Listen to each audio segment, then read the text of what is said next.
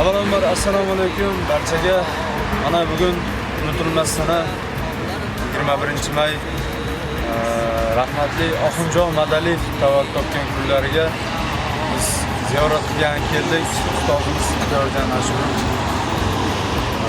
Bu hech qachon unutilmas onlar bo'lib qoladi.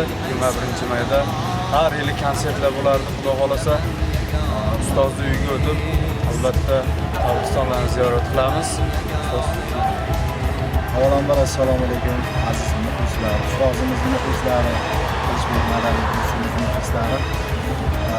Hammalaring yaxshi kayfiyat tilaymiz. Avvalosibekka kelishimiz sababi bugun biz uchun juda ulug'. Chunki ustozimizni bugun 21-may tavallud topgan kunlari. Ustozimiz hayot bo'lganda albatta 62 kilo qarshi olardi. Afsuski oramizda yo'q. Insonda yaxshilik qolar, ishgan ustozimiz yaratgan oromgohlarda jon bilan birgalikda. Ilohim oxiratda robot qilsin, joylar jannatda bo'lsin. Qolgan umrlarini farzandlariga qo'shib, bizga davom eting, albatta sizlar uchun hamisha xizmat qilamiz.